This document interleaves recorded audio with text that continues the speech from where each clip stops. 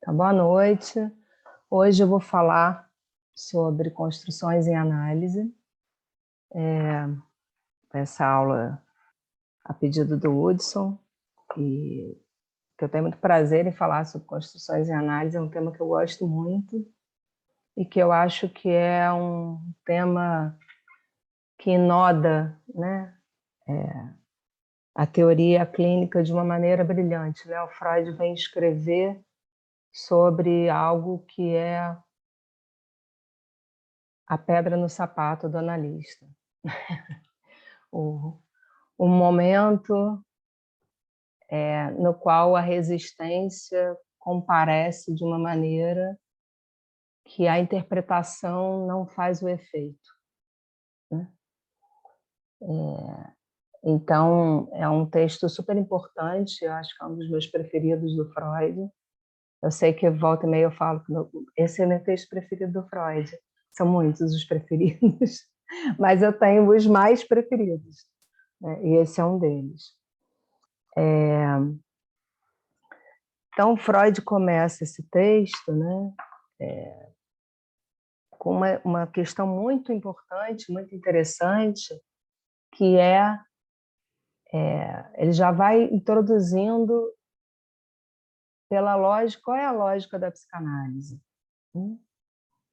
Porque ele recebe uma crítica, que é uma crítica que nesse momento aqui provavelmente foi o Havelock Ellis que fez, mas é uma crítica que depois o Wittgenstein vai fazer também, né, a psicanálise, que ele diz assim, é muito fácil, né, o analista, porque na análise é assim, par eu ganho, ímpar você perde, né?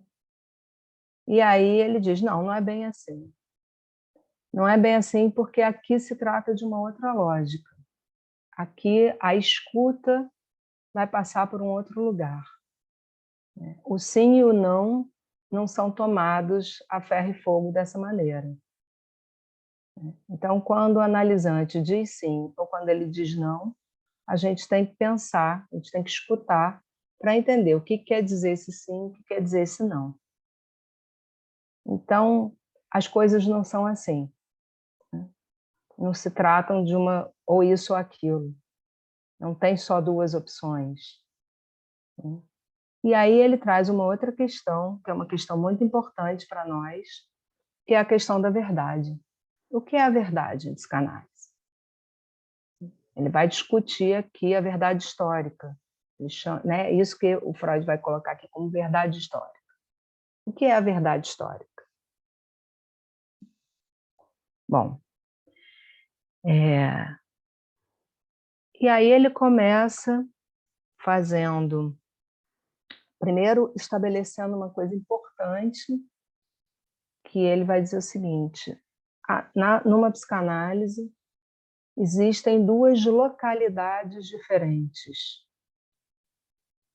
Quem tiver com o texto da Autêntica, geralmente eu gosto muito das traduções da Autêntica, mas essa tradução especificamente tem problemas, né? Aqui eles traduzem essa frase das duas localidades, eles botam dois palcos. Aqui, quem tiver com a Autêntica, é a página 367, 367. Pode riscar palco e botar duas localidades. Tá? Na Mororto está também localidade. Por quê? Porque é importante isso, né? São duas localidades diferentes, o analista e o analisante. São duas.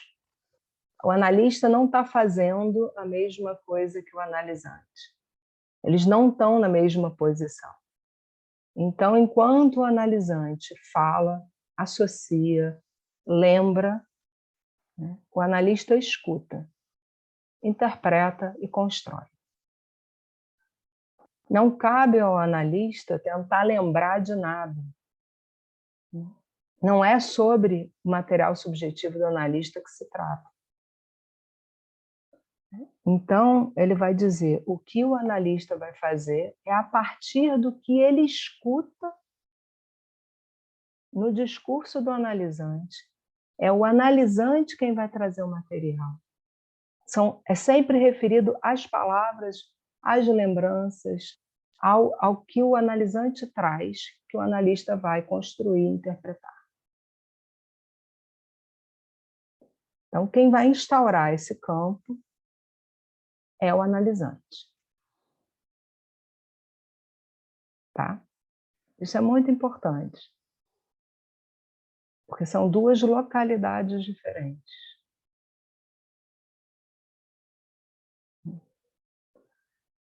Então, isso também é muito importante, porque isso vai ter tudo a ver com esse conceito de verdade. Porque, então, a verdade histórica vai ter a ver com aquilo que tem efeito de verdade na história daquele sujeito que fala. Tá? Então, não é o analista, ele não vai construir o que ele vai inferir a partir dos fatos. Ele não vai construir referido a um material empírico. Ele não tem que tentar lembrar, nem adivinhar, nem saber de nada. A construção é sempre referida ao material inconsciente, subjetivo do discurso do analisante, que vem através do discurso analisante. Né? E ele diz, não só do discurso, a gente trabalha a partir dos sonhos, da associação livre, dos atos falhos, das rememorações, das repetições. Aquilo que aparece em ato, aquilo que o sujeito repete porque não consegue lembrar. As repetições que são referidas ao recalcado, que o sujeito não lembra porque tem a ver com recalque. Então, tem um retorno do recalcado, que vai vir através das formações do inconsciente, e vai ter alguma coisa que retorna, que é atuada na transferência. Mas também aquilo que o sujeito repete porque ele não pode lembrar, que é referido aos traços menênicos, às marcas de um tempo onde ele ainda não falava, da pré-linguagem. O Freud coloca com todas as letras nesse texto. Né? Ele coloca com todas as letras que está referido ao recalque originário.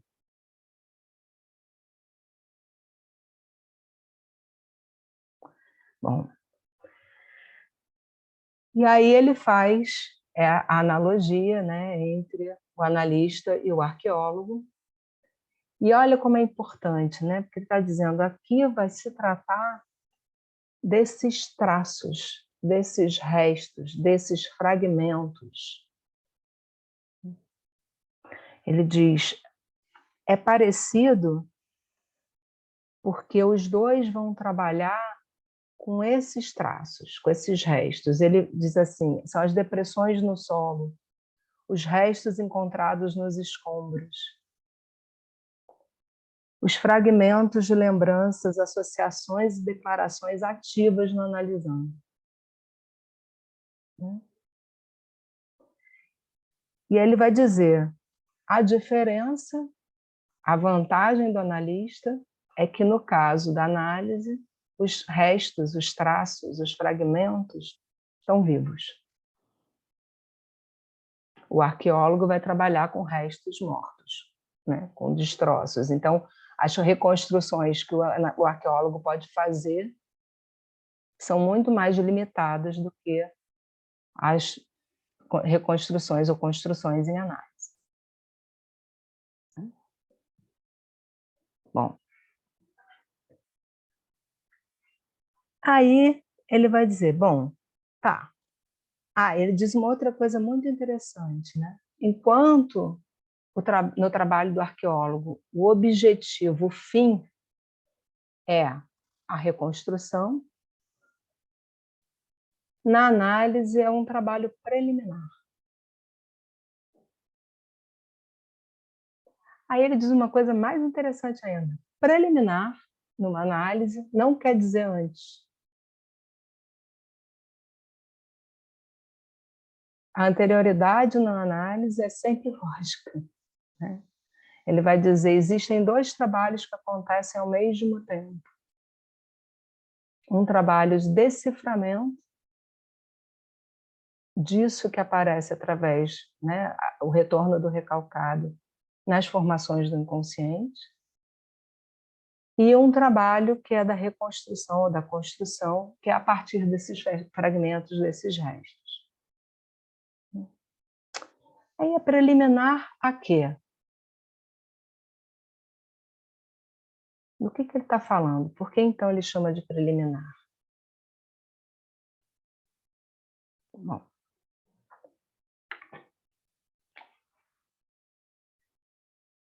é preliminar porque aqui o Freud vai dizer que a construção ela vai ser um recurso para quando na análise a resistência, que é uma resistência de estrutura, comparece.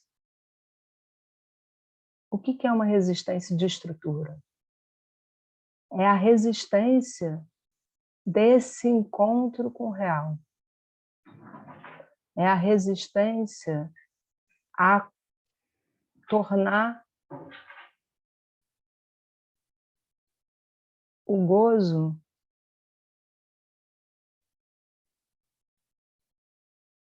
é um tratamento do real pelo simbólico, né? É a resistência que vai comparecer ali como o que não cessa de não se escrever, o que resiste ao simbólico. Então é aquele momento que o analisante não associa mais, ele não fala, né? É aquele branco, mas não é o branco porque tem uma coisa que eu quero lembrar e eu não consigo, né? É um nada, é um vazio, né? É sem pensamento. É aquela hora que ele fala que vai interromper a análise, né? É a hora que, quando fala, tem alguma que fica fechado, tem um curto-circuito ali, né? Mesmo quando ele fala numa repetição ali, monocórdia, não aparece nada, é fechado, né? Ele fala para não dizer. E aí o Freud vai dizer, na Conferência 31, ele vai colocar, a Conferência 31 ela é uma apresentação daquilo que ele coloca no eu e o isso, né? E aí ele vai dizer ali, bom, o isso não se reduz ao recalcado, né? O recalcado está no isso, mas o isso não é só o recalcado, né? O recalcado do recalque secundário, né? O propriamente dito. Há também no isso o que não entrou em circuito, né? Então, esses traços mnemônicos, os pontos de fixação, ele vai dizer tanto, né, a libido que retorna para onde pensa ter tido um dia satisfação, essa libido que resta do processo do recalcamento, né, porque a libido, a pulsão não é recalcável, né? Então, os representantes das representações são recalcáveis e a libido retorna para onde pensa ter tido um dia satisfação, que ele vai dizer que é a fantasia. Quanto isso que insiste no isso, né? O isso que insiste, que nunca se ligou aos objetos. Aquilo que nunca saiu desse campo.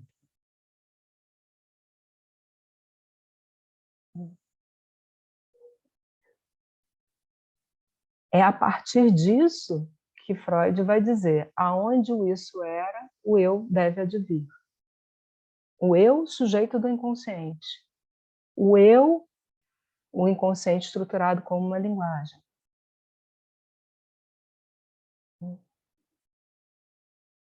Ele não está falando do ego imaginário. Ele está falando justamente, ele diz que é o trabalho do pensamento, que é colocar ali um significante, né? Oferecer ali um representante da representação ao qual essa pulsão possa se ligar. Olha só o que ele está falando aqui em Construções e Análise. Ele diz exatamente a mesma coisa. Ele diz que nesse momento, quando o analisante não consegue mais associar, quando ele não consegue mais falar, quando ele começa a fazer uma resistência, que é uma resistência que a interpretação não faz efeito sobre ela. É aí que entra a construção.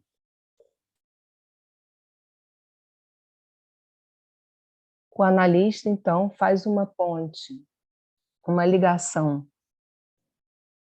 Ele traz, né, ajuda ali. Né? Mas você não acha que isso pode ter a ver com isso? Lembra que você me falou tal coisa? Então, será que não é assim? Né? Ele vai emprestar ali a sua construção. E aí o Freud vai dizer o seguinte, se essa construção tiver efeito de verdade para o analisante, ele lembra a partir da construção. Ele começa a falar, ele volta a produzir, ele volta a associar livremente. Ele sonha, ele faz ato falho. Pronto, então a gente pode trabalhar. Aí ele coloca uma outra questão importante, mas como é que eu vou saber se a construção teve efeito de verdade ou não teve efeito de verdade? Como é que eu vou saber se a construção foi verdade ou não foi verdade? Né? Se ela chegou perto ou não da verdade? Se eu acertei ou não? Aí que vem a história do sim e do não. Ele vai dizer assim, bom, e mais, não é um risco para o analisante o analista errar? Se ele trouxer uma construção errada, isso não vai ser prejudicial? Aí ele diz, bom, se tiver errada, não vai fazer nem cosquinha. É aquela que o analisante ignora. Provavelmente ele nem reage, ele nem escuta. É claro que se você ficar levando um monte de construções erradas, cada um tirou na água, tem uma hora que ele pode, tipo, achar que você não sabe nada mesmo e vai embora. Né? Então, é bom você, né, escutar, abrir lá as suas escutas, não procurar não errar tanto. Mas, em geral, isso não acontece. E, assim, um errinho ou outro não vai prejudicar ninguém, porque é isso, vai passar batido. Se o analisante reage com sim, é isso mesmo, desconfia. Provavelmente não é. Ele está ali, opa, vou pegar aqui para não me haver com o que eu tenho que haver. Né? Eu vou fazer daqui mais um desvio, e esse sim vai servir à resistência. Se ele disser não, também desconfia, porque aí pode ser que seja. Né? Ele diz, se ele disser assim, eu jamais pensaria nisso, aí você acertou. E é muito interessante, né? Porque aí vem a marca da negação, né? O made inconsciente, né? Lá da negação. Ele diz as pessoas mais variadas fazem a mesma construção. Não é interessante? Bom, só que aí, então, o sim e o não, né? Então, o Freud está dizendo, sim ou não vai variar, a gente tem que escutar para entender o que eles querem dizer, né? Eles não vão ser simplesmente sim e não. Mas o que realmente confirma que uma construção teve efeito de verdade é que, a partir daí, o sujeito pode voltar a falar, pode voltar a fazer análise, pode voltar a associar, pode voltar, né? E mais, ele mesmo começa a construir. Aí Freud traz um ponto muito interessante. Ele vai trazer a ideia que ele já tinha escrito muitos anos antes, num texto maravilhoso, lá do início, que chama Lembranças Encobridoras. O texto Lembranças Encobridoras, o Freud escreve, ele coloca lá como se fosse um analisante, mas é ele mesmo, né? O sonho é dele, Freud. Que tem um sonho, e o sonho é super nítido, super vivo. Ele lembra das cores das flores, da cor do vestido da prima que está com ele lá, da moça que está com ele lá, o gosto do pão. E aí ele começa a ficar desconfiado. Ele fala assim, peraí, mas está claro demais, está vívido demais, está nítido demais. Então, isso só pode ter sido uma construção. E nesse texto, né, o Freud, daquele jeito dele, vai levando a gente a acompanhar o pensamento dele, ele chega no final e vai dizer, bom, toda lembrança é encobridora. Por quê? Porque a realidade é psíquica. Então, toda lembrança vai ser sempre uma tentativa de recobrir justamente isso que não é possível de ser lembrado.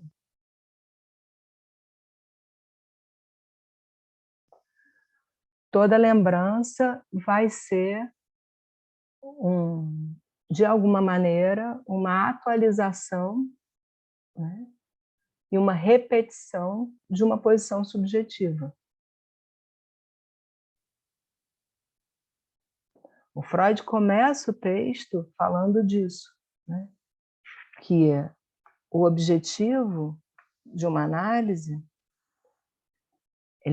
vou citar, ele diz assim, o objetivo do trabalho analítico é fazer com que o paciente volte a suspender os recalques, entendidos aqui no sentido amplo, de seu primeiro desenvolvimento, para substituí-lo por relações que corresponderiam a um estado de maturidade psíquica.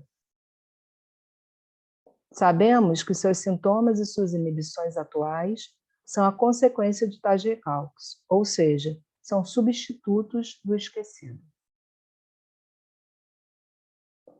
Ele vai dizer, então, que com esse trabalho, né, no que essas repetições vão cedendo a partir dessas construções, dessas ligações, né, desse tratamento do real pelo simbólico, é que isso vai liberando o analisante, vai liberando o sujeito para poder viver no presente, sem ficar repetindo a confirmação dessa posição subjetiva que deixa ele aprisionado na mesma verdade.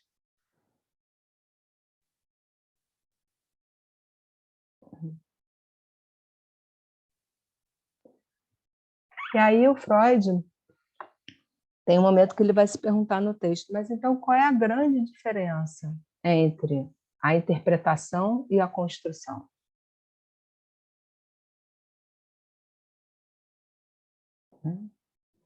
E ele mesmo vai dizer, bom, as duas têm essa mesma direção.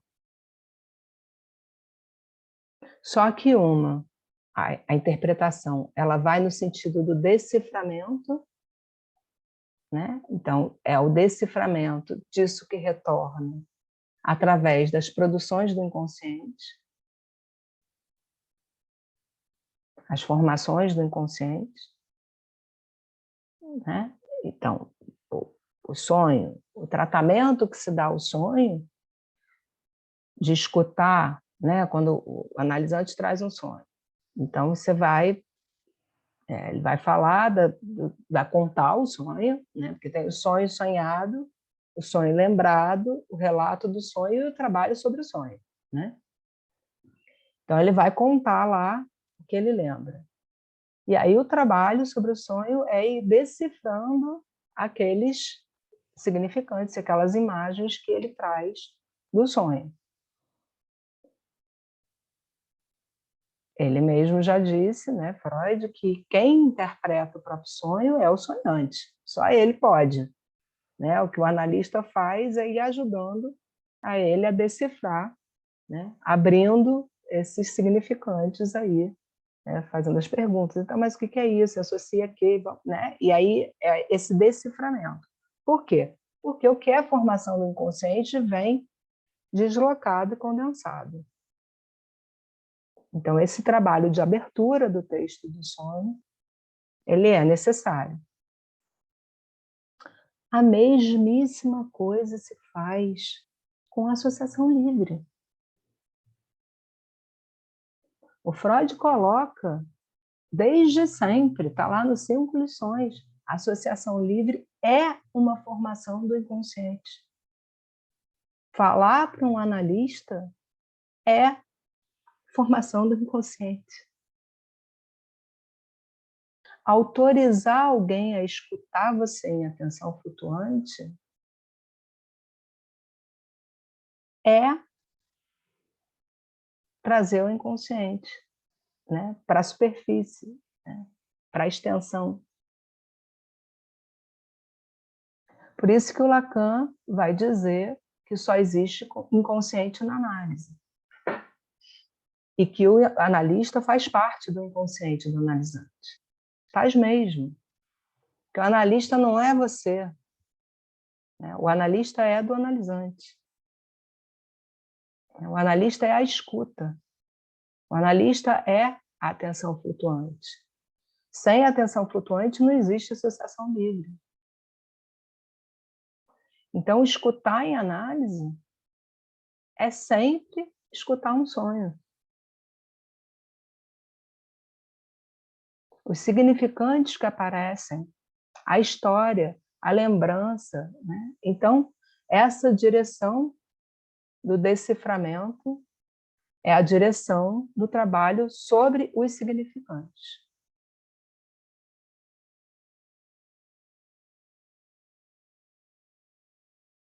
E a interpretação também só vai ser uma interpretação se ela tiver efeito de verdade para o sujeito.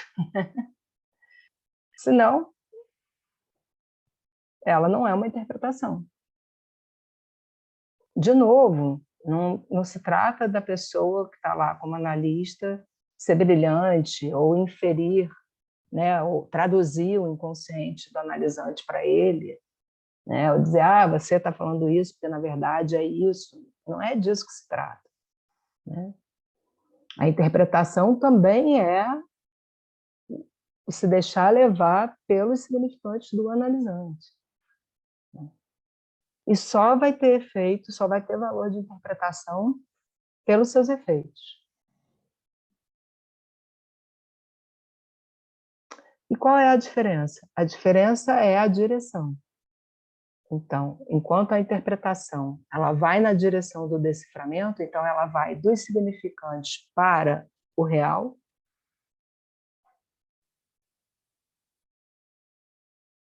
né? Dos representantes da representação para os traços mnemônicos.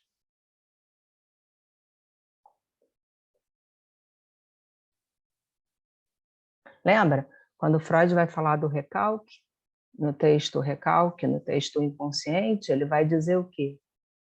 Que o que é da ordem do recalque originário é o que fica, é esse fora que não é o não dentro, né? Isso que fica de fora, mas que está sempre aqui insistindo. Né? E que isso só isso só vai ter, a gente só vai ter acesso a isso através dos representantes das representações que traduzem esses traços. Esses é que vão sofrer o recalque secundário, propriamente dito. Então, o deciframento, né? Então, e aí esses é que vão retornar como retorno do recalcado. Então, nas formações do inconsciente, a gente tem acesso a esses representantes das representações, né? Esses significantes, que são a tradução desses traços. Então, a interpretação faz esse trajeto do significante, do retorno do recalcado aos traços, ao pulsional, ao isso. A construção é justo na direção oposta. Quando só aparecem os escombros, nos escombros, né? O discurso do analisante, no entre, nos escombros, no silêncio ruidoso da pulsão de morte, esses traços, esses restos vivos, pulsantes, insistentes, pedem uma ligação, pedem um espaço, uma dilação, o Freud vai falar na Conferência 31, né, que é um aumento no espaço e no tempo entre a moção pulsional e o ato. É aí que a construção abre caminho para um outro lugar. É aí que o analista pode servir de desvio, emprestando ali algumas palavras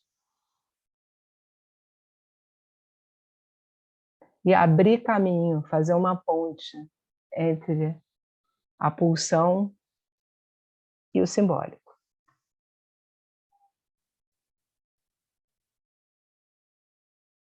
Oferecer outras possibilidades de tradução para esses traços.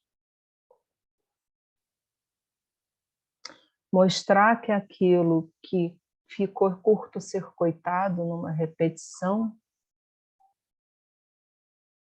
pode contar outras histórias.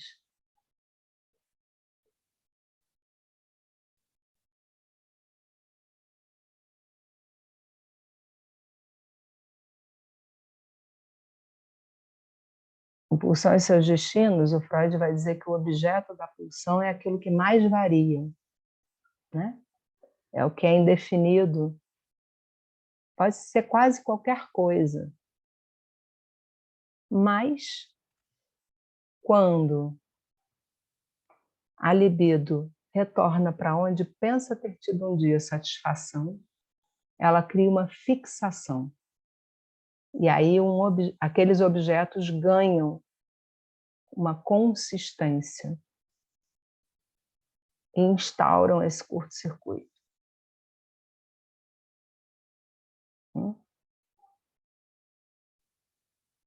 Um curto-circuito de gozo.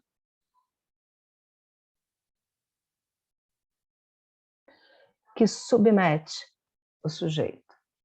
No problema econômico do masoquismo, Freud vai dizer o quê? Que o masoquismo originário, ele traduz de que maneira? Né? Ele vai dizer que é o fazer-se objeto da pulsão. Não é isso que acontece na fantasia?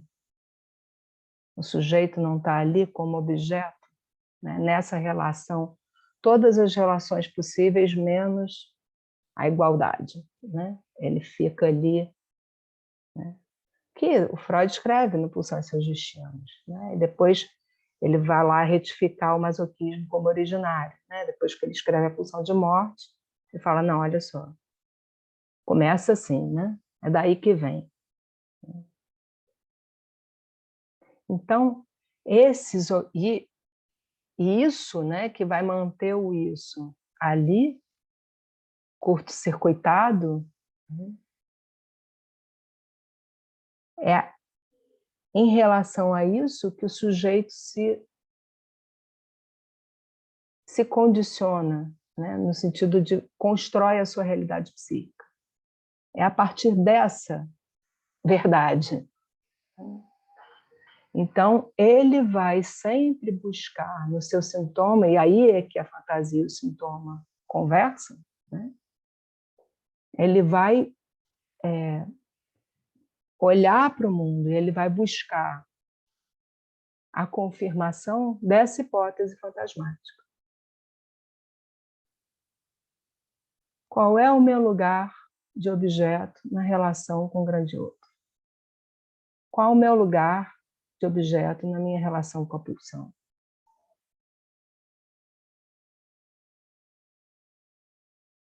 E é isso que ele repete, sem saber que está repetindo.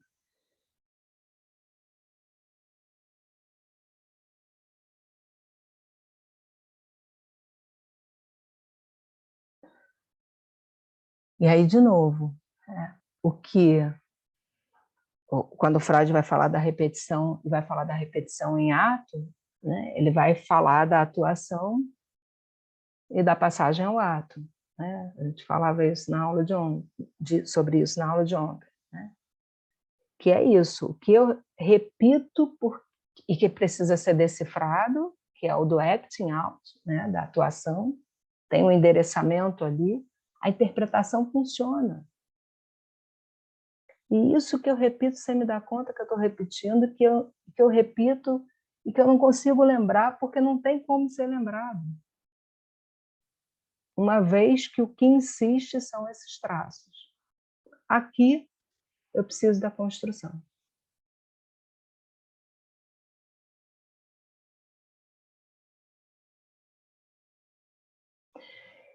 E por isso que o Freud fala que a construção é um trabalho preliminar.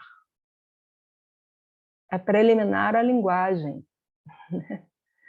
É um trabalho que precisa ser feito para que aí o sujeito possa falar disso. Ele não tem como falar disso sem que a construção tenha sido feita. Quando Freud vai escrever sobre a fantasia, no Bate-se numa Criança, ele fala disso também. Ele diz, tem uma parte da fantasia que não pode ser lembrada porque nunca esteve lá. Ela tem que ser construída. É a segunda fase, a do meio. E ele vai dizer, a construção é meu pai me bate. Olha o sujeito aí, como objeto da pulsão. Não é? Meu pai me bate? Quem bate? É o significante. A estrutura é traumática. A entrada na linguagem é esse encontro do significante com o real. Quando Lacan vai trabalhar a Tike e automaton, ele vai falar disso. O real só existe para o sujeito. Sem o significante, o real não existe. Nenhum bicho tem um encontro com o real.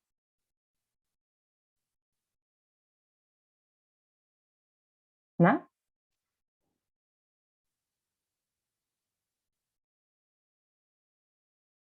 A neurose de destino é a repetição de uma posição fantasmática.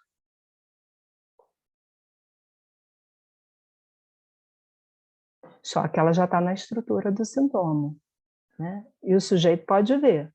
Ele só não sabe por que ele repete. Ele acredita que tem alguma coisa, né? O oráculo, né? A mensagem do sujeito vem desde o lugar do outro, de uma forma invertida, é o destino do neurótico. Né? Freud vai falar sobre isso também. O que ele diz? Que a raiz do supereu é no isso.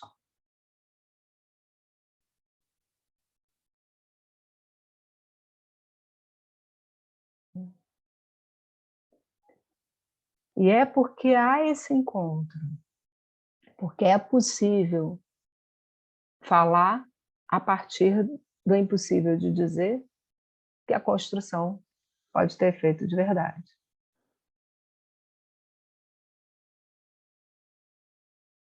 Agora, há de se escutar os traços. Por isso que o analista não pode ficar na historinha. Historinha aqui, não estou diminuindo o valor dos acontecimentos na vida de ninguém, tá?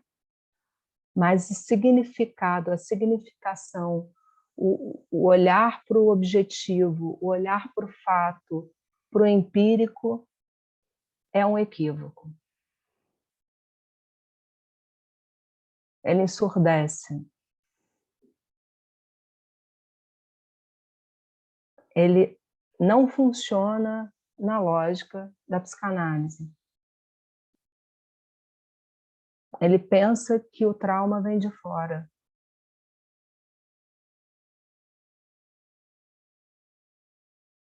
Então, o analista ele precisa se entregar a essa escuta.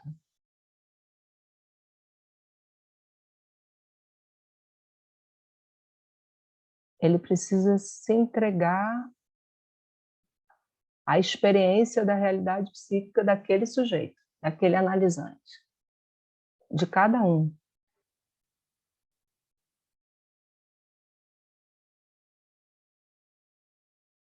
Porque se ele acredita, né, que o outro causou o sofrimento e o mal-estar do analisante, ele aprisiona, ele dá consistência à hipótese fantasmática.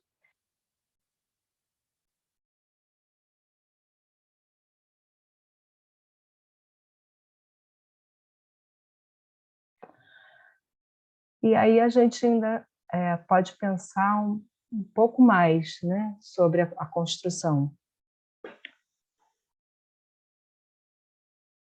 E pode dizer que toda construção é um ato analítico. Eu vou dizer um pouquinho mais. Se tiver efeito de verdade, é ato. E o ato também a gente só verifica pelos seus efeitos. E olha, o Freud vai dizer mais uma coisa aqui. O efeito não é a resposta, é o que vai acontecer depois. Né? Ele fala que, como é o criado do romance, né? Cadê? Ele fala...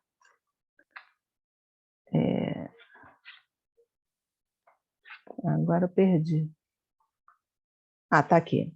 Ele diz assim, o comportamento... Não, comportamos-nos segundo nós, os analistas, né? Segundo o modelo de um conhecido personagem de Nestroy, o criado da casa, que tem uma única resposta pronta para todas as perguntas e intervenções. Ao longo dos acontecimentos, tudo será esclarecido. Então, é só depois, pelos efeitos naquela análise, é que o analista vai saber quais foram os efeitos de uma construção, se ela teve efeito de verdade ou não. Né? Quais foram os efeitos de um ato.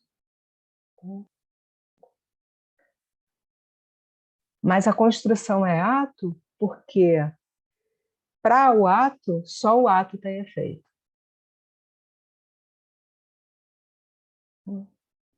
E essa resistência ela é atuada.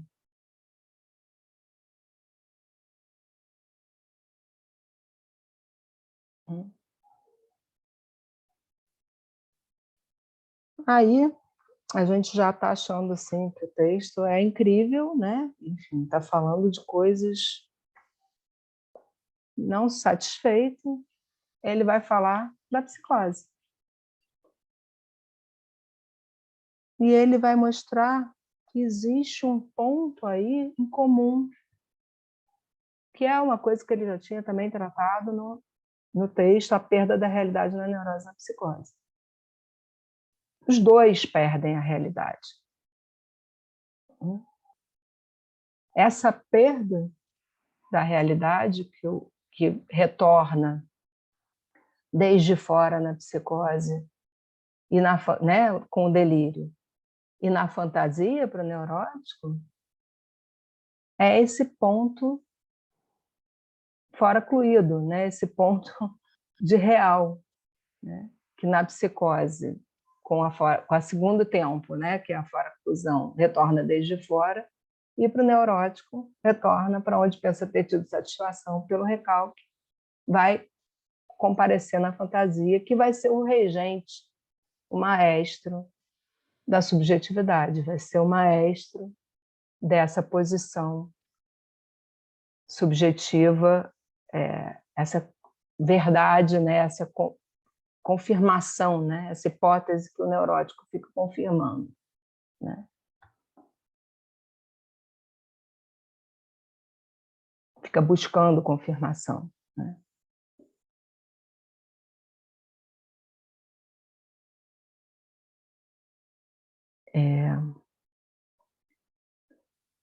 E aí ele diz assim,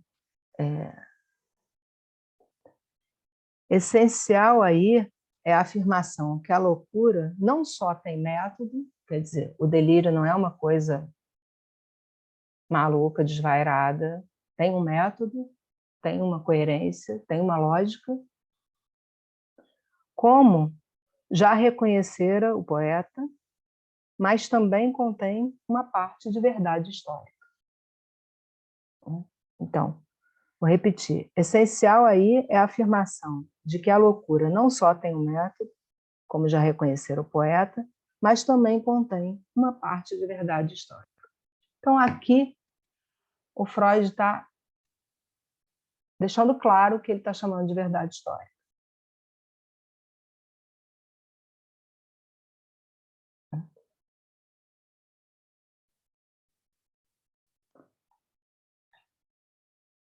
Aí ele diz mais, certamente abandonaríamos o esforço inútil de convencer o doente do erro de seu delírio, de sua contradição diante da realidade, encontrando antes e muito mais um fundamento comum no reconhecimento do cerne de verdade, a partir do qual se poderá desenvolver o trabalho terapêutico. Esse trabalho consistiria em libertar aquela parte de verdade histórica de suas deformações e ligações com esse presente real, reconduzindo aquela parte do passado a qual ela pertence, né? Então, se o sujeito entende que isso é uma repetição, né? É aquilo que não passa, se o que não passa virar passado, deixa de ser uma questão. E aí o sujeito pode se deparar com o que, né, ter disponível para ele o que ele pode encontrar agora, no atual, no presente.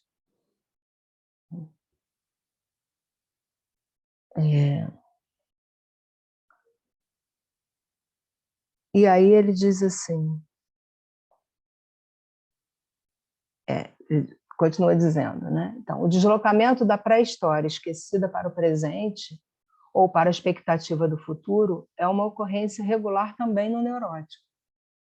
Muitas vezes, quando um estado de angústia o deixa na expectativa de que algo terrível vai acontecer, ele apenas está sob a influência de uma recordação recalcada que quer chegar à consciência e que não pode se tornar consciente naquela época em que, de fato, algo assustador aconteceu. Então é isso, quando ele entra, começa a ter pressentimento, achar que alguma coisa de horrível vai acontecer, ou começa, né, o neurótico, ele entra no estado de angústia, que ele fica, será que eu estou doente? Aí não faz o exame porque não quer saber se está doente, mas tem quase certeza que vai morrer, né? Enfim, em várias situações que isso acontece, né? Ele diz, isso é, na verdade, esse horror que já aconteceu, que está assombrando, é a angústia se presentificando, que, na verdade, é o retorno dessa angústia.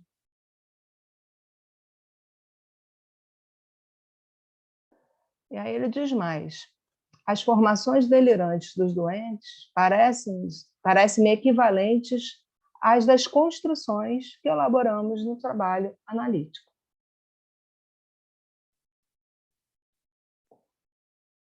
Tentativas de explicação, de reconstituição, que, sob as condições da psicose, aliás, só poderão levar a substituir aquela parte de realidade que é rejeitada, no presente por uma outra parte, que nos primórdios também foi rejeitada. Revelar as relações íntimas entre a matéria da rejeição, da recusa, atual, e o recalque originário será a tarefa do exame individual. Assim como a nossa construção só tem efeito por trazer de volta uma parte da história da vida perdida, o delírio também deve seu poder de convencimento à porção de verdade histórica que ele coloca no lugar da realidade rejeitada. E aí o Freud dá uma dica incrível para a clínica das psicoses, que o delírio é uma tentativa de reconstrução. Então, que a reconstrução é uma via de saída no trabalho com as psicoses. O Lacan vai trabalhar assim, né? Quando ele propõe a construção de uma metáfora delirante. Ou mesmo lá no fim do seu ensino, né, no 23, quando ele propõe a construção de um outro termo que possa amarrar real, simbólico e imaginário. Né? O sintoma com TH é uma proposta também para a clínica das psicoses. Né? Ele vai trabalhar sobre os escritos do Joyce.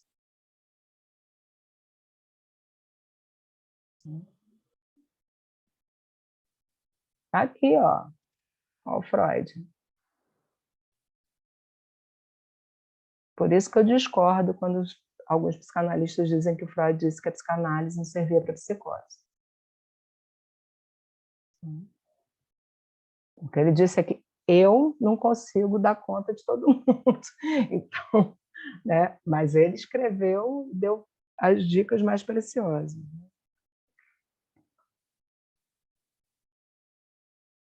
E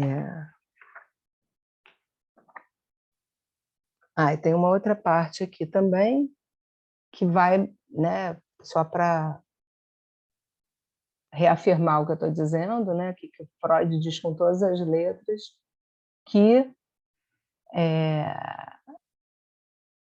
a construção ela vai tratar disso que é da ordem do recalque originário. Né? Ele diz assim: talvez seja uma característica geral da alucinação, até então não considerada suficientemente, que nela retorna algo vivenciado nos primórdios e depois esquecido, algo que a criança viu ou ouviu numa época em que mal sabia falar.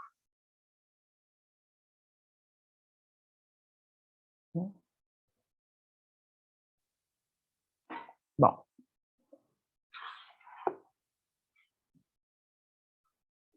então,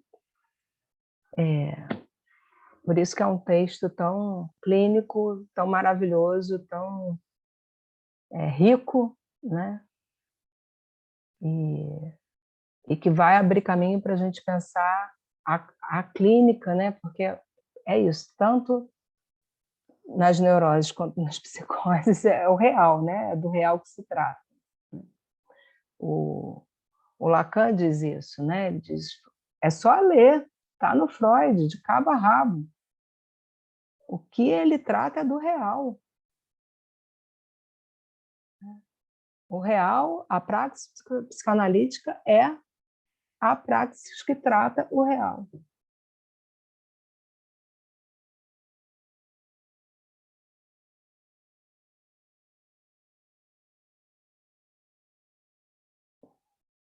Bom, ver que já tem um monte de questão no chat, vamos Vou parar aqui, então, e a gente vai abrir para as perguntas, tá? Eu vou só pedir um segundo para botar o carregador aqui, que eu sempre superestimo a bateria do meu computador. Peraí.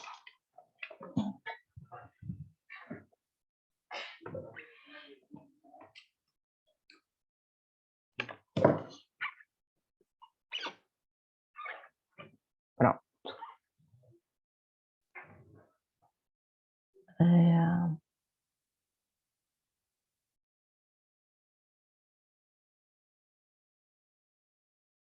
Vocês não querem falar, ao invés de eu ler aqui?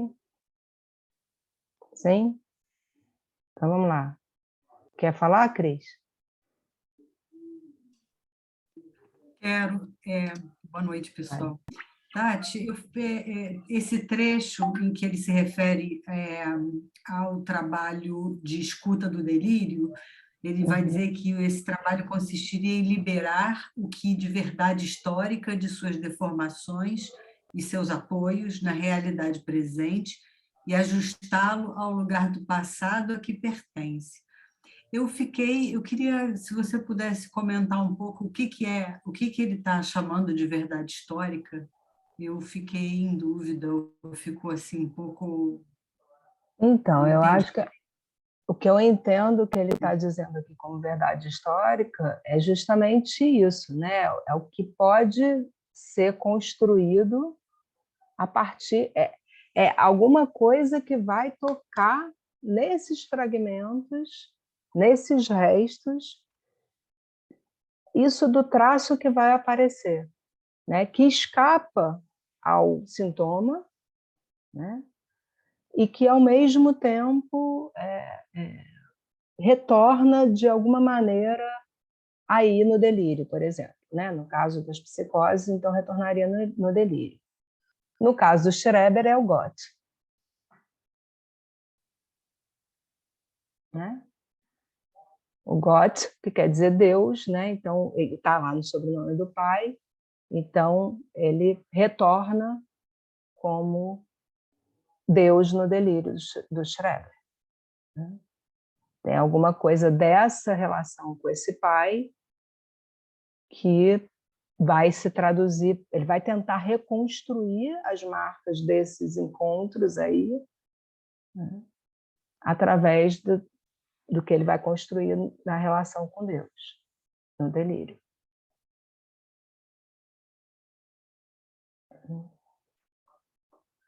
No caso da neurose, um exemplo é aquele do próprio Lacan, né, do Gestapo. Né? Quando não sei se todo mundo aqui já viu, quem não viu, veja, quem já viu, reveja, é o Rendezvous chez Lacan, né, o Encontro com Lacan, que é um documentário onde vários analisantes, né, pessoas que fizeram análise com Lacan, dão depoimentos da sua análise. E aí tem uma senhora que ela conta isso, que ela passou pela Segunda Guerra, né, e ela é judia, e aí ela era menina, e aí, na mesma hora, que era a hora que a Gestapo passava, eles tinham que ir para baixo, né, da casa e se escondiam. E ficavam lá com a respiração presa, e, né, era um horror. E ela passa a vida sentindo angústia na mesma hora, todos os dias, o resto da vida. E aí ela tem uma depressão profunda, ela tem uma depressão crônica. E ela está falando com Lacan, e ela está falando, né, Gestapo, ela é francesa, então Gestapo. E aí o Lacan se levanta e faz um gesto no rosto dela. Né? E, em francês, geste à peau. Né? É um gesto sobre a pele, faz homofonia com Gestapo. Né? Quando ele faz isso, ela diz, negócio, alguma coisa aconteceu ali. E eu não senti mais aquela angústia naquela hora. Né? Teve efeito de verdade.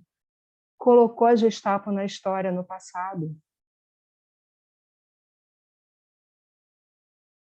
porque ele mostrou que ela podia traduzir os traços de outra maneira. Ele abre caminho para uma outra escrita. Isso é um exemplo, e é contado por ela, né? Que é melhor ainda. Então, isso é um exemplo de uma construção que tem um efeito de verdade e libera o sujeito de uma posição fantasmática que se repete, né? E repete o gozo da angústia todo dia, naquela mesma hora. A vida toda. E se ela não tivesse encontrado Lacan, tivesse feito análise, ia ser até o fim. E aí, olha o perigo. É que um analista está assim, realmente, a criança passou por aquilo, um horror. Realmente, ó, ela tem toda a razão de estar traumatizada. Nunca mais ela vai sair dessa posição. Ela não tem a menor chance. Se um analista reifica isso.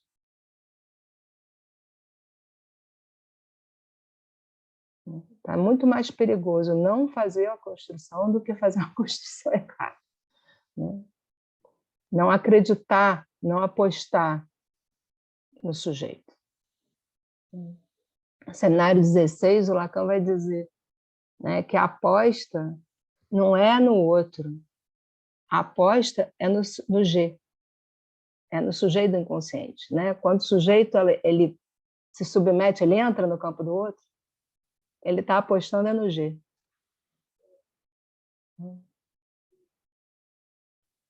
Ele diz, a questão não é se Deus existe ou não, é se o sujeito existe ou não. Diga, Gabriela.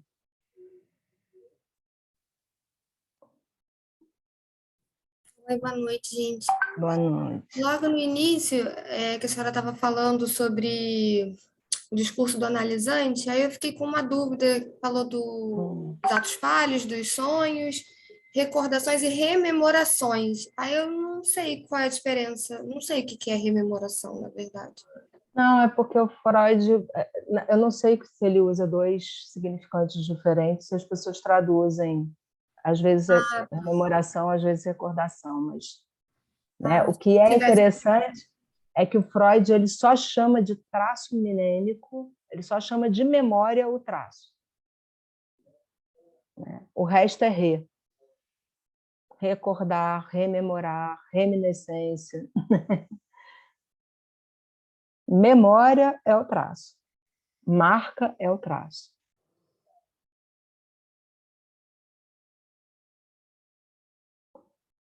Luiz. E aí, tudo bom? Tudo bom? Eu não sei, eu vou falar um pouco da minha análise aqui, que funcionou muito bem essa construção, assim, em dado momento, né? Enfim, uma questão específica, mas ela funcionou numa chave meio metafórica, assim. Uhum. Não é, né? Foi meio se aproxima um pouco até da própria ficção, né? É algo que funcionou muito para mim assim, com uma narrativa que conectava elementos, né? Assim, e teve muito essa impressão de verdade, assim, né? Que a gente fala, que isso eu senti muito, assim, na hora que essa metáfora funcionou de alguma forma, né? Uhum. Falo eu falo que foi uma metáfora porque foi tão, enfim, foi tão colocado de cabeça para baixo a situação, mas tão imaginativa o jeito que eu consegui contar, né? Enfim, que mais teve um efeito, nem sei se é de verdade necessariamente, mas um efeito analítico com certeza teve, assim, né? Enfim, é porque a gente está falando muito dessa verdade histórica, né? De repente a gente esbarra na força desse significante, né? Algo que de fato aconteceu. Então, mas eu não sei se é tão isso, assim, né? Eu acho que a gente pode pensar um pouco mais eu trabalho, eu estou fazendo mestrado agora, eu trabalho muito com esse texto, né, do Construções e Análise. Uhum. E justamente nesse lugar onde é feita uma construção, né, cinematográfica e narrativa, onde num lugar que não pode ser falado, né, Sim, numa narrativa traumática. Um cara que está numa neurose de guerra, ele não pode falar sobre aquilo, ele vai construir uma grande metáfora, uma grande ficção para dar conta daquele silêncio, daquele silenciamento causado, né? Uhum. Enfim, todos esses elementos, né? Mas enfim, eu gostei, eu notei umas coisas que você falou aqui, né? A lembrança é encobridora, Uhum. mas a própria construção da verdade, né? A verdade está sempre em disputa, né? Então, assim, a verdade, ela sempre no meio termo ali, né? Ela está sempre Sim. precisando ser validada de alguma forma, né? Então, de fato, toda a verdade é encobridura, toda a lembrança é encobridura. Então, de fato, Isso, exatamente. essas duas relações que o Freud faz, eu só não sei se o Freud acertou muito bem quando ele fala da questão de uma verdade histórica, mas eu acho, de fato... Mas o que ele está dizendo aqui nesse texto é que verdade histórica em psicanálise é isso, né? É o que tem efeito de verdade para o sujeito, porque a diferença é essa, né? A ficção, vou dar um exemplo para você, que eu acho que é exatamente isso que o Freud está dizendo aqui, né? O mito e a lenda. A diferença entre mito e lenda, embora na linguagem comum as pessoas confundam, chamem mito de lenda, né? Mas eu tive aula com o Junito Brandão na PUC. Então a primeira aula dele ele fazia essa distinção. Ele dizia assim: o mito é alguma coisa que foi verdade, foi acreditado como verdade por algum povo em algum tempo. A lenda já é criada como uma ficção. Ela já é uma história para ser contada, para transmitir uma verdade, para transmitir uma moral, para transmitir alguma coisa. Ela tem essa intenção, né, de ser ficcional desde a sua origem. O mito não. O mito transmite alguma coisa que é da ordem da estrutura, que tem um efeito de verdade, porque ele foi verdade. Foi tomado como verdade. É disso que o Freud está falando. É sempre, não toda, porque o que é da ordem do traço não é passível de ser dito. Então, toda lembrança vai ser encobridora, todo discurso é encobridor, né? Nesse sentido. Mas é só pelo significante que a gente pode tratar o real. A diferença é que o que tem efeito de verdade opera no real. Na falta desse acesso, cria-se alguma coisa. Né? Na falta do acesso a essa memória, esse traço de memória que não consegue ser acessado nem pela própria enfim, fisiologia, né? Mas também pela própria, não consegue nem ser simbolizado de alguma forma, né? A gente tem essa capacidade de colocar alguma coisa no lugar que faz o carro andar de alguma forma. Tá? Enfim, exatamente. tem também um pouco da base da nossa criação, né? Como ser humano, né? Que vai de encontro com uma certa falta, com essa falta de acesso. Exatamente, mas é exatamente por isso que é de estrutura, por isso que é inevitável, né?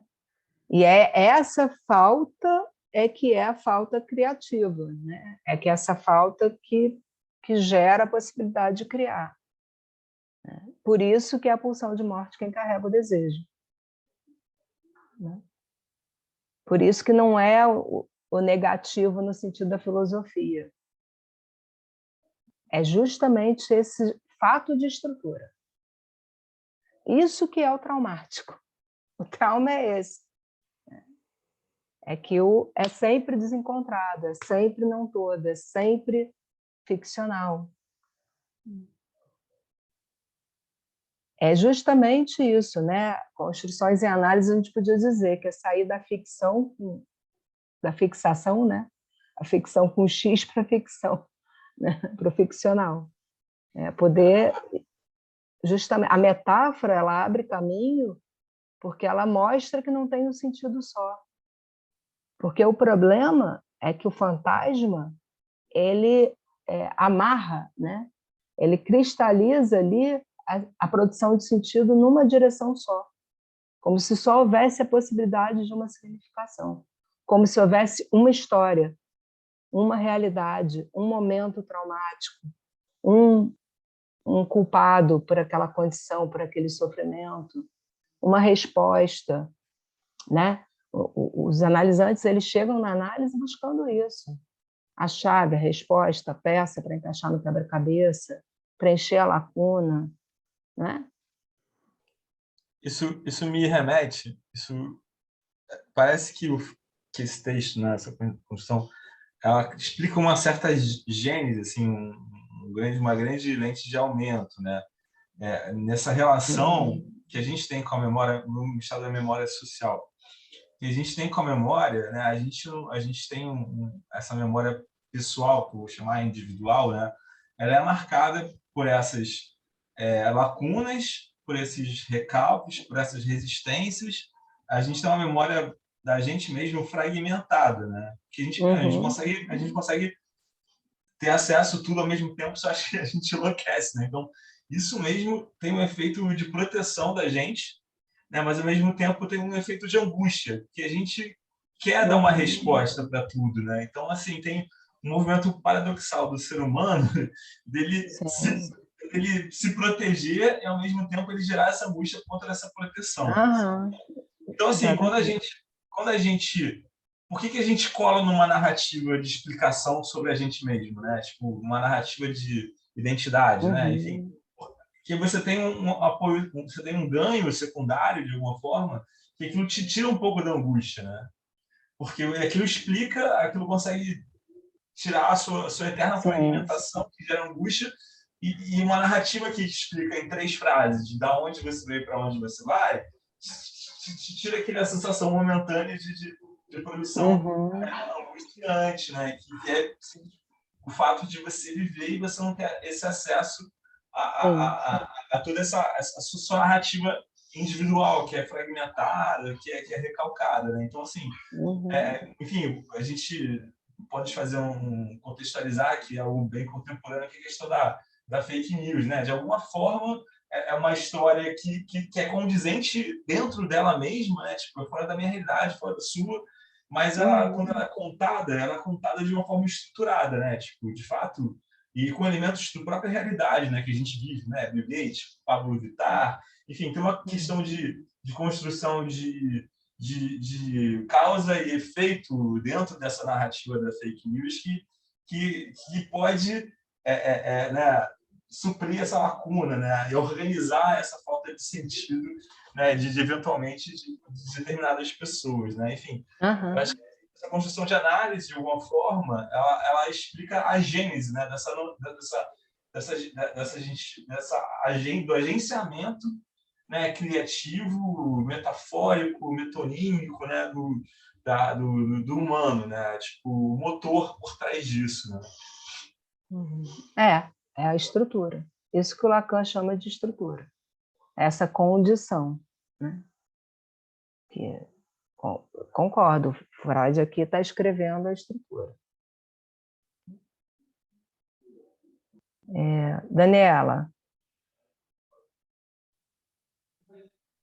Oi, Tati. Tá me ouvindo bem? Tô te ouvindo. Ah, tá. Quando eu li o texto, eu achei o texto muito bom, lindo, enfim, necessário, etc. Mas teve 2 partes que me incomodaram muito, que me tocaram, que eu discordo, assim. A primeira é quando ele fala, uma parte que ele fala, neste artigo a atenção se volta exclusivamente a esse trabalho preliminar das construções. E aí que surge, em primeiro lugar, a pergunta: que garantias temos durante o nosso trabalho nas construções de que não seguiremos por caminhos errados, colocando em risco o sucesso do tratamento caso defendamos uma construção incorreta.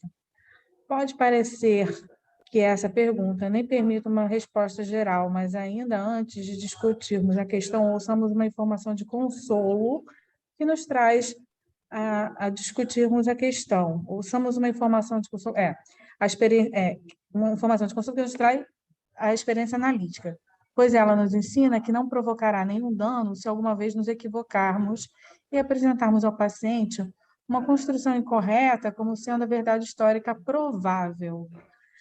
E aí, eu achei um pouco, assim, é como se fosse um salvo-conduto para que qualquer trabalho seja feito com uma construção.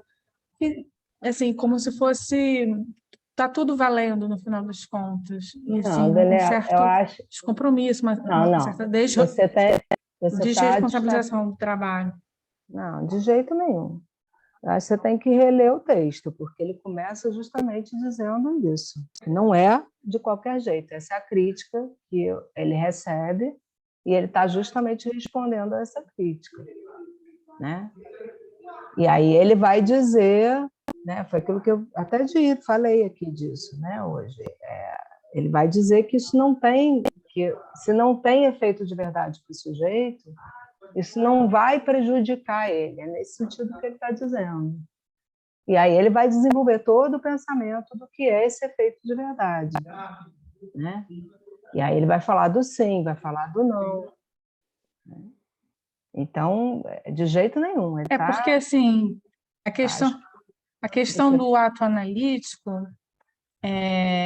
se a gente pensar que cada sessão é uma análise, em cada sessão também pode haver uma construção, uma mini construção. Então, assim, é difícil a gente entender o texto assim como uma sessão ou como um conjunto de uma grande análise, né? E pensar esse só depois, que é o efeito de diversas sessões, assim, o efeito tanto de análise ou de análises no contínuo, né? É um texto bastante difícil de pensar em análises longas, por exemplo, né? Em que momentos a gente vai fazer esses cortes, né? Na verdade histórica do sujeito, porque se a gente pensar que a verdade também está mudando, né? Uma coisa é um devir que está sendo trabalhado, né? Enfim. Mas justamente o que o Freud está dizendo aqui é que essa verdade histórica não tem a ver com os fatos, os acontecimentos. Ele está falando dos traços. Ele está falando dessas marcas que são de um tempo onde ainda a criança não sabia falar, né? É porque o Freud é difícil, tá vendo? É isso que o Lacan diz. Todo mundo ri quando o Lacan diz isso, mas é verdade. Ele diz, o Freud não é difícil. Eu não sou difícil de ler. Quem é difícil de ler é o Freud, porque parece que você está entendendo, você não está entendendo, né? Então a gente tem que ler esse texto ele todo, do começo até o fim, e aí ressignificar o que ele está dizendo, porque ele vai dizer lá, o que eu estou falando aqui, né, o que é verdade histórica em psicanálise, é o que vai fazer efeito de verdade para o sujeito. Não são os fatos, não são os acontecimentos. Não é disso que se trata, né? Então, o que ele está dizendo é isso. E o que ele está dizendo é justamente o contrário. Não é qualquer coisa nunca. É sempre referido ao material que o analisante traz. Quando ele coloca analista e analisante em dois lugares diferentes, ele já está falando disso. Está dizendo, o analista não vai lembrar, não vai pensar, não vai ter opinião, não vai inferir não é disso que se trata. Ele está sempre referido ao que ele escuta, que vem do discurso desse sujeito. Então, já começa de outro lugar, nunca vai ser qualquer coisa, né? E o que ele está dizendo é que ele só vai saber pelos efeitos disso, né? E o principal efeito é que o analisante volte a falar, volte a associar, volte a produzir, né, as formações do inconsciente. Porque ele está falando de um recurso para quando isso está emperrado, para quando essa resistência, que é devido à impossibilidade de lembrar daquilo que está marcado, mas que não foi acessado pela linguagem, então não entrou no discurso, comparece numa análise. Entendi, Tatiana. Tá? Mas a gente vai trabalhar mais esse texto lá nas psicoses. Quando a gente, lá no final na última aula, a gente vai voltar nele, né, vai retomar essa ideia da construção aí com a clínica das psicoses, tá? Mas Freud é assim, quando vocês acharem que tem alguma coisa que está encrencado, discordou do Freud, relê. Estou brincando. Não, mas é mais ou menos isso. Bom, Ana Cláudia. Oi, Ricardo. Tudo bom? Tudo ótimo. Melhor agora, assim, ouvindo você. Saudades. Eu acho esse texto redondinho, porque é importante a gente também voltar para a nossa análise pessoal, porque quantas vezes o analista faz uma construção ali que a gente fala, pô, não é nada disso.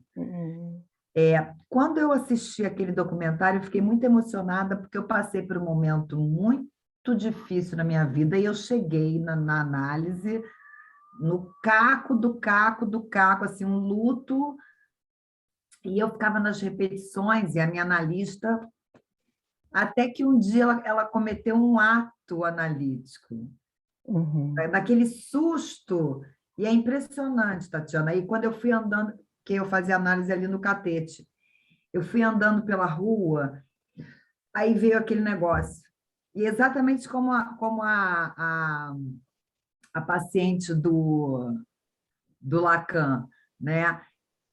Eu comecei a ver o mundo colorido. O meu mundo era cinza. Bastou um ato que me deu um susto na análise, porque eu ficava naquela repetição insuportável até para mim, e bastou um simples ato, que eu me lembro que eu fui andando e eu comecei a olhar, as coisas estavam coloridas. E claro que durante a análise, várias construções não surtiram efeito, mas teve mal nenhum. Né? Então, eu acho esse texto, agora finalizando aí, porque eu estou vendo que a nossa hora já está no fim, esse texto é redondinho e eu fiquei encantada com essa possibilidade da psicose. Isso daí me tocou, porque sempre eu ouvia dizer que o Freud falava que não tinha jeito na psicose. Né? O Freud não...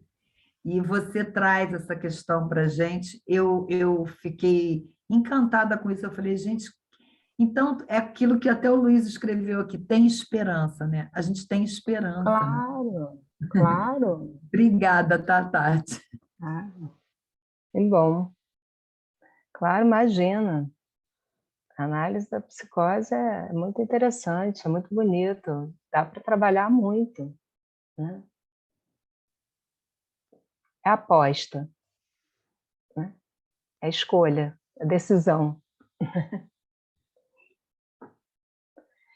Bom, mais alguma coisa? Alguma questão? Não? Então tá bom. Então, vamos ficar aí. Espero que vocês tenham gostado, aproveitado. E até a próxima. Obrigada, Tati. Muito obrigada, Tati. Obrigada, Tati. Valeu, aula excelente.